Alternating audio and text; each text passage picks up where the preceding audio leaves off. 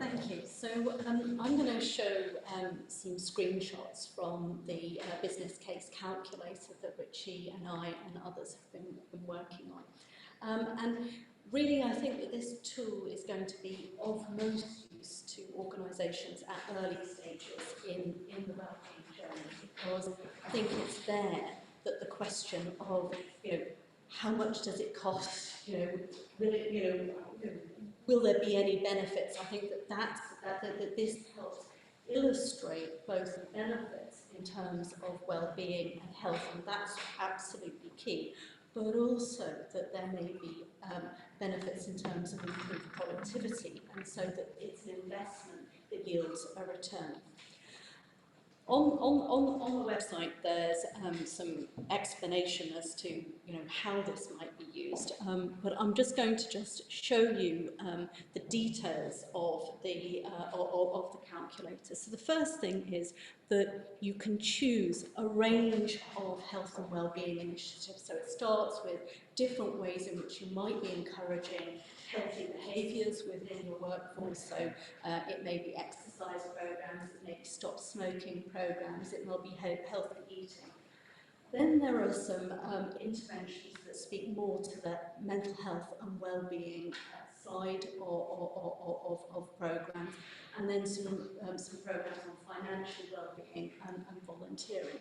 So you can choose which initiative you might want to do, and I'm going to pick physical fitness because this is a really common program and quite widely used within organisations. And then the next question is, well, we're going to be working out how much you might benefit from this investment. So what that will depend on is on the level of pay within your organisation. You may or may not know that. So the default can be, I don't know, and it'll calculate that at an average, but within your own organisations you will of course know that. And then you just press calculate. And then, depending on the speed of the internet connection, you get your initial benchmark results. And so the first thing is, what does this do to well-being? And there are 3 different dimensions of well-being that we capture here: job satisfaction, mental health, and physical health. So the first thing you're getting is, what is this doing for average well-being per employee within my organisation? And so these kinds of physical health programs lead to quite significant improvements in well-being.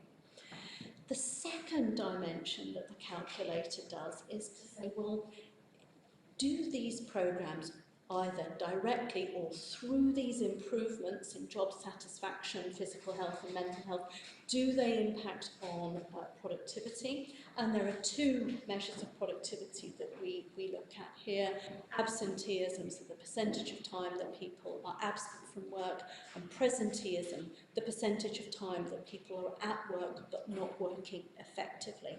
And so we have a calculation of the improvements in well-being, and we've put that into pounds, because that's what at the bottom line is, what kind of improvements would I get from these initiatives.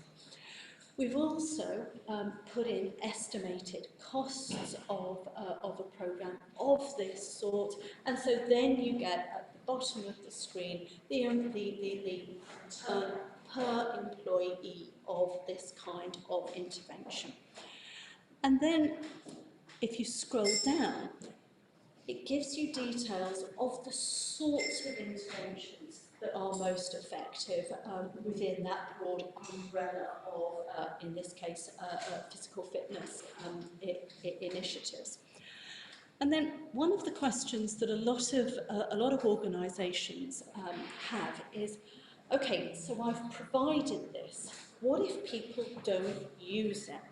Well, one of the things that we've done with our analysis is to look at what happens if you provide it and people use it, but also what happens if you provide it and people know about it but don't use it.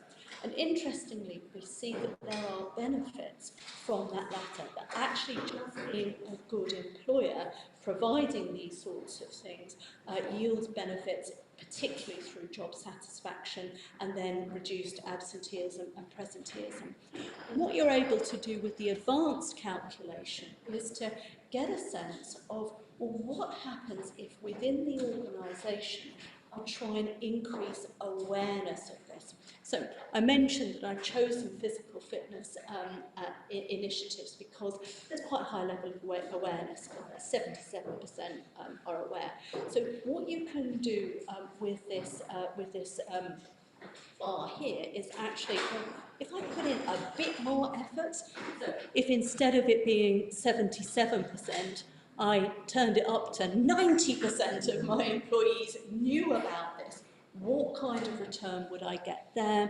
And then we can click and we can get the second set of calculations that give you a sense of, well, actually, if you did work hard to make sure more people within the organisation were aware of it, then you would actually get, in this case, even greater returns in terms of well-being, productivity, and a bigger return on your investment. Now, as I said, this isn't just about a business case, because these returns are based on average returns, and it's not just a question of, okay, I'm going to pick this and I'm going to get these returns, because it's got to be an organisation where people are well managed and there's a culture of embedding well-being, as Helen said, and that I think will come really clearly through what others are going to say this afternoon.